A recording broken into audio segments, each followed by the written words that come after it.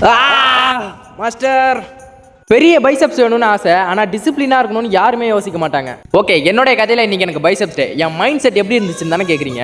இன்னைக்கு ஜிம்குள்ளே போயிட்டேன். ஓகே, அங்கே போயிட்டு மிரரில் சைஸை பார்க்கறது, ஈகோ லிஃப்ட் பண்ணுறது மட்டும் இருக்கவே கூடாது. ஈச் ரெப்பும் ஸ்லோ அண்ட் ஸ்டெடியாக வித் மைண்ட் மசில் கனெக்ஷனோட போடுறேன் அப்படின்றது மட்டும் தான் என்னுடைய தாட்டாக இருந்துச்சு. இன்னைக்கு இப்படி ஒரு ஃபோக்கஸ்டான மைண்ட் செட்டில் 7 செட்ஸ் 6 வேரியேஷன் போட்டு அந்த கடைசி வேரியேஷனை கம்ப்ளீட் பண்ண முடியாமல் செத்துருச்சுற ஆம்ஸ்ன்னு நினச்சிட்டு உட்காரும்போது என்ட்ரி கொடுத்தாரு பாருங்க.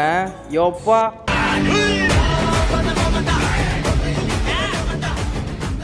ஏன்டா இவ்வளோ எஃபெக்ட்னு கேட்குறீங்களா? அந்த இடத்துல இருந்து பார்த்துருந்தா தெரிஞ்சிருக்கும். ஏன்னா போதும்னு நினச்சி டயர்டாகி வைக்கலான்னு தோணும் போது அதுக்கப்புறம் 8 ரெப்பு எனக்கு ஃபஸ்ட் டைமுங்க. இது ஒருத்தர் இந்த அளவுக்கு புஷ் பண்ணுறது. அப்படியே ஒர்க் அவுட்டை முடிச்சுட்டு வீட்டுக்கு போஸ்ட் ஒர்க் அவுட் மேலேயே முடிச்சிட்டேன். அப்புறம் உங்கள் ஜிம் லைஃப் எப்படின்றதையும் மறக்காமல் கமெண்ட்டில் சொல்லுங்கள்.